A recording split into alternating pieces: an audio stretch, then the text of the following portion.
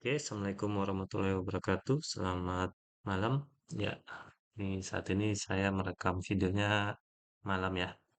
Oke, jadi kali ini kita akan melanjutkan lagi perkuliahan kita untuk mata kuliah manajemen derivatif. Kali ini topik yang akan kita bahas adalah interest rate swap. Jadi, interest rate swap ini atau swap ini adalah salah satu produk dari derivatif gitu ya. Nah, kita lihat dulu definisinya apa. Jadi, swap adalah suatu bentuk perjanjian atau kesepakatan antara dua pihak di mana mereka sepakat untuk saling bertukar arus kas, resiko, ataupun aset selama periode waktu tertentu, gitu ya. Nah, jadi arus kas ini bisa banyak macam, misalnya arus kas untuk membayar bunga dan lain sebagainya. Nah, kemudian salah satu jenis dari swap itu sendiri adalah interest rate swap. Jadi dalam transaksi swap ini ada banyak yang bisa dipertukarkan gitu ya. Nah, kalau interest rate swap ini yang dipertukarkan itu adalah suku bunga. Jadi mereka kedua belah pihak saling bertukar arus kas yang berkaitan dengan pembayaran bunga pinjaman. Terus ada juga yang berkaitan dengan kurs atau nilai tukar gitu ya. Tapi untuk materi kali ini yang akan kita bahas adalah interest rate swap. Jadi perjanjian swap di mana yang mereka tukarkan itu adalah suku bunga atau pembayaran terhadap pinjaman. Nah, misalnya ada dua buah perusahaan, yaitu perusahaan A dan perusahaan B. Jadi di sini ada kasus perusahaan A itu memiliki hutang ke bank X ya dengan sebesar 1 juta dolar dan mendapatkan bunga floating ya bunga floating LIBOR plus 2. Apa LIBOR? LIBOR itu adalah acuan suku bunga yang sering digunakan oleh lembaga-lembaga keuangan gitu ya. Kalau di Indonesia selain LIBOR ada juga yang namanya BI rate gitu ya. Jadi LIBOR ini adalah acuan suku bunga yang digunakan oleh lembaga-lembaga keuangan dunia untuk saling memberikan pinjaman. Nah, jadi kalau suku bunga floating artinya bunga yang akan dibayarkan oleh perusahaan A itu setiap periodenya itu bisa berbeda-beda gitu ya. Nah, jadi kalau LIBOR plus 2 artinya perusahaan A harus membayar bunga ke bank X sebesar suku bunga LIBOR ditambah dengan 2%. Jadi misalnya kalau suku bunga LIBOR saat itu adalah 5%, maka perusahaan A akan membayar ke bank X sebesar 5% ditambah 2%, yaitu 7%. Jadi kalau misalnya bunga floatingnya turun atau flat LIBOR-nya turun menjadi 4%, maka perusahaan A membayar sebesar 4% ditambah dengan 2, berarti 6%. Gitu ya. Nah, kemudian ada juga perusahaan B. Jadi perusahaan B ini memiliki hutang sebesar 1 juta US dollar juga ke bank Z ya. Tapi perusahaan B ini dikenakan bunga fix ya, fixed rate sebesar 8%. Jadi kalau bunganya ini fix, dia tidak tergantung pada perubahan suku bunga. Jadi apabila suku bunga naik, bunganya yang tetap dibayarkan tetap 8%.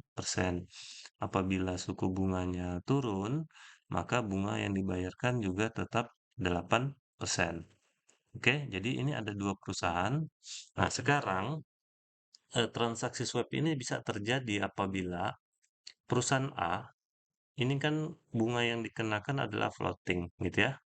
Jadi berubah-ubah setiap periode pembayarannya. Nah, perusahaan A ini berencana atau ingin membuat arus kasnya itu menjadi lebih stabil. Salah satu caranya yaitu untuk memastikan jumlah pembayaran hutang gitu ya. Nah, jadi sementara kalau dia mau memastikan pembayaran bunga pinjaman, sementara suku bunga yang dia bayarkan ini floating kan berubah-ubah setiap saat gitu ya. Nah, jadi perusahaan A ini ingin mengubah dari bunga floating ke bunga fixed rate gitu ya. Tapi kan tidak mungkin mengubah perjanjian yang sudah mereka lakukan antara perusahaan A dengan bank X tadi. Karena perjanjiannya sudah berjalan gitu ya. Nah, terus di satu sisi perusahaan B, ya perusahaan B ini selama ini membayar bunga itu secara fix 8%. Nah, terus perusahaan B ini merasa 8% ini terlalu tinggi jika seandainya terjadi penurunan suku bunga gitu ya. Misalnya bunga LIBOR atau BI rate turun menjadi 6%, maka perusahaan B tetap harus membayar 8% ini kan dirasa agak memberatkan sehingga mereka ingin mengubah bunga fix yang selama ini mereka bayarkan menjadi floating. Nah, tapi kan juga tidak mungkin mengubahnya dengan Bank Z tadi gitu ya. Nah, jadi mereka tidak bisa mengubah perjanjiannya karena sudah berjalan. Maka yang bisa dilakukan adalah perusahaan A bisa membuat perjanjian swap dengan perusahaan B, di mana mereka nanti saling bertukar suku bunga antara perusahaan A dengan perusahaan B. Oke. Nah, untuk lebih jelasnya saya akan berikan ilustrasinya dalam bentuk contoh. Kita akan berpindah ke Excel. Ya, oke. Sekarang kita sudah ada di Excel. Tadi ada kasus ya, ada dua buah perusahaan yang mereka ingin bertukar suku bunga. Jadi saat ini perusahaan A itu memiliki hutang sebesar 1 juta US dollar dengan bunga floating yaitu LIBOR plus 2. Kemudian perusahaan B memiliki hutang sebesar 1 juta US dollar juga dengan bunga flat 8% atau fixed rate-nya 8%. Nah, jadi di sini perusahaan A dan perusahaan B itu setiap periode akan melakukan pembayaran bunga gitu ya. Nah, jadi jika seandainya ini kita ke perusahaan A dulu, misalnya pada saat mau melakukan pembayaran pertama, saat itu LIBOR atau suku bunga acuan yang berlaku adalah 5%, sehingga bunga floating yang harus dibayarkan oleh perusahaan A adalah 5%, kita tambahkan dengan 2%, gitu ya, sehingga perusahaan A akan membayar sebesar 7% dari utangnya yang sebesar 1 juta rupiah. Di pembayarannya nanti ke Bank X itu adalah sebesar 1 juta dikalikan dengan suku bunga sebesar 7%. Oke, jadi dia akan membayar ke Bank X sebesar 70.000 US dollar. Kemudian pada saat pembayaran periode yang kedua, itu suku bunga LIBOR-nya naik dari 5% menjadi 5,5% sehingga bunga floatingnya dari 7% naik menjadi 7,5%. Nah, di periode kedua ini jumlah yang harus dibayarkan oleh perusahaan A ke Bank X adalah sebesar 1 juta dikalikan dengan 7,5%. Berarti dia akan membayar 75.000. Kemudian di periode pembayaran yang ketiga, itu suku bunga LIBOR turun menjadi 3%, sehingga bunga floatingnya adalah sebesar 3% ditambah dengan 2%, berarti menjadi 5%. Maka pembayaran ke Bank X adalah sebesar 1 juta US dollar dikalikan dengan 5%. Oke, jadi di sini kalau kita menggunakan suku bunga floating, maka pembayaran bunganya kita juga akan berubah-ubah, gitu ya, tergantung pada perubahan suku bunga. Nah, sekarang kita lihat di perusahaan B. Jadi di perusahaan B ini utangnya 1 juta, kemudian dia dikenakan bunga fixed rate sebesar 8%. Jadi kalau bunga fixed rate itu tidak tergantung pada suku bunga acuan. Jadi walaupun suku bunga acuannya nanti adalah 6%, oh ini saya samakan aja ya biar nanti contohnya gampang. Nah, jadi misalkan suku bunga LIBOR-nya 5%, maka perusahaan B tetap harus membayar bunga sebesar 8%. Pada saat suku bunga naik menjadi 5,5, perusahaan B juga tetap harus membayar 8%, dan pada saat bunga turun menjadi 3%, maka perusahaan B juga tetap membayar 8%. Ini adalah fixed rate. Berarti pembayaran bunga ke Bank Z adalah sebesar pokok pinjaman, ya, jumlah utangnya dikalikan bisa kunci dengan suku bunganya. Ya, jadi di sini setiap kali melakukan pembayaran bunga, maka perusahaan B harus membayar sebesar 80.000 US dollar. Oke. Nah, sampai di sini ini adalah arus kas, ya, arus kas yang harus dibayarkan oleh perusahaan A maupun perusahaan B jika tidak ada transaksi atau tidak ada interest rate swap. Jadi tidak ada perjanjian swap. Nah, sekarang tadi kasusnya adalah perusahaan A ingin mengubah bunga pinjamannya dari floating menjadi fixed rate supaya pembayaran arus kasnya itu menjadi stabil, gitu ya. Sementara perusahaan B ingin mengubah eh, bunga fixed rate-nya menjadi bunga floating karena dirasa kalau terjadi penurunan suku bunga acuan, maka bunga fixed rate yang dibayarkan ini terlalu tinggi. Nah, maka perusahaan A dan perusahaan B ini sepakat untuk membuat perjanjian swap yang namanya interest rate swap, di mana isinya itu adalah perusahaan A akan membayar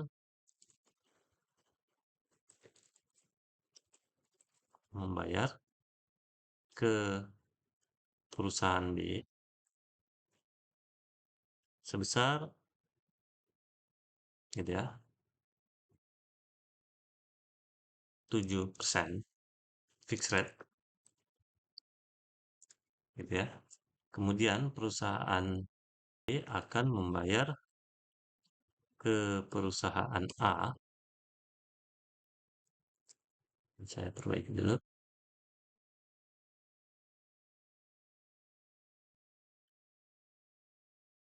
ya, sebesar LIBOR plus 1.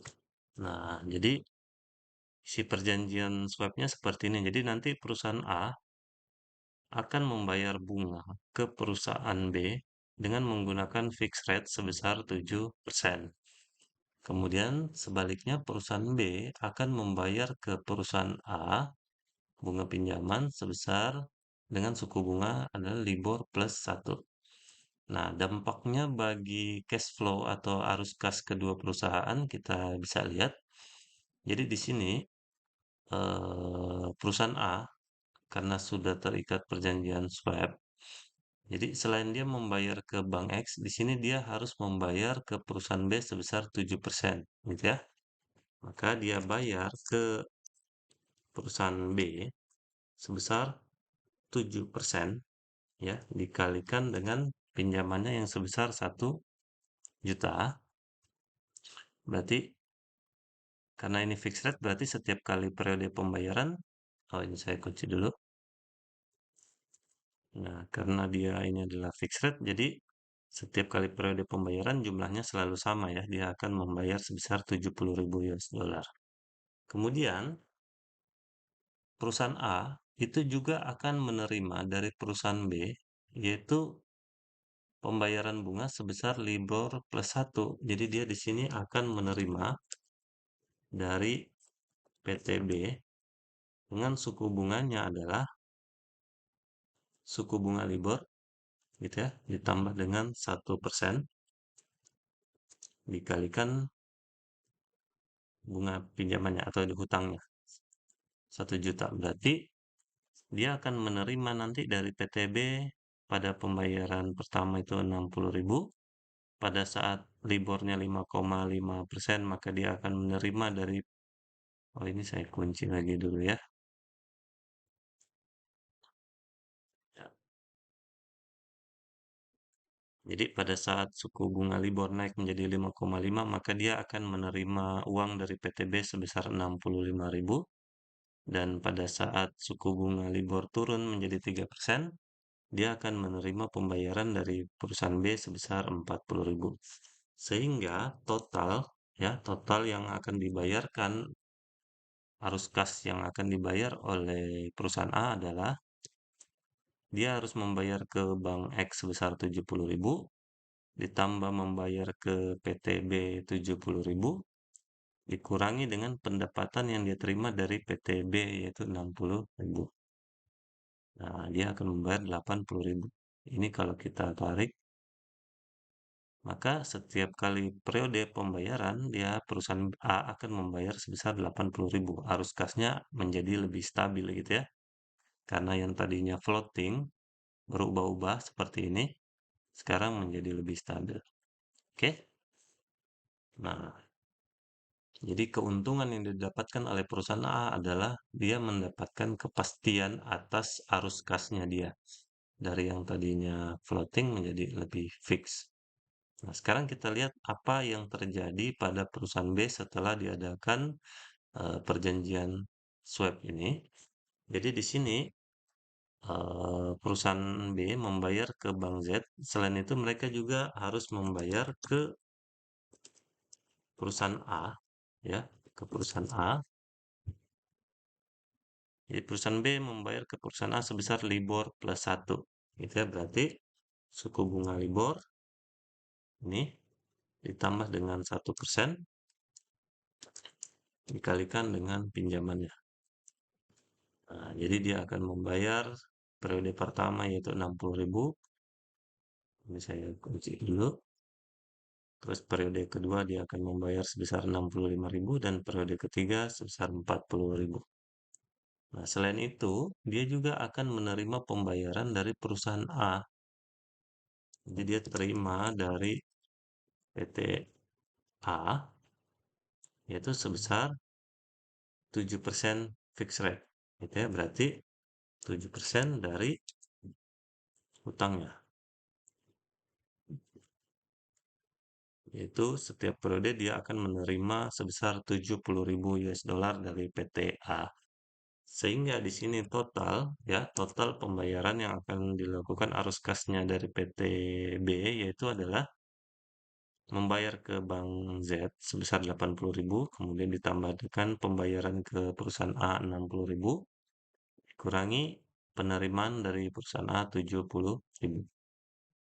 Di sini periode pertama dia akan ada arus kas sebesar 70.000, di pembayaran kedua 75, dan pembayaran ketiga 50.000. Jadi di sini kita lihat bahwa perusahaan B dari yang tadinya membayar bunga fix rate 80.000 setiap periode pembayarannya, itu setelah adanya swap ini dia berubah menjadi floating gitu ya. Nah, ini adalah ilustrasi contoh dari penerapan interest rate swap. Jadi perusahaan-perusahaan melakukan interest rate swap ini itu dengan berbagai tujuan ya. Kalau tadi perusahaan A tujuannya adalah untuk menstabilkan arus kasnya dia. Jadi biar bisa lebih mudah untuk diprediksi arus kasnya karena pembayarannya selalu stabil setiap periodenya. Sementara perusahaan B melakukan swap ini tujuannya untuk mendapatkan keringanan pembayaran gitu ya. Jadi yang tadinya dia setiap periode pembayaran harus membayar fixed rate 8%, dengan adanya interest rate swap ini maka dia bisa menyesuaikan dengan suku bunga acuan. Jadi pada saat terjadi penurunan suku bunga acuan, maka jumlah yang dia harus bayarkan juga menjadi lebih kecil. Oke? Semoga bisa dimengerti penjelasan yang terkait dengan interest rate swap ini. Kalau ada yang mau ditanyakan, silakan dituliskan di kolom komentar. Kalau gitu kita akhiri sampai di sini. Assalamualaikum warahmatullahi wabarakatuh.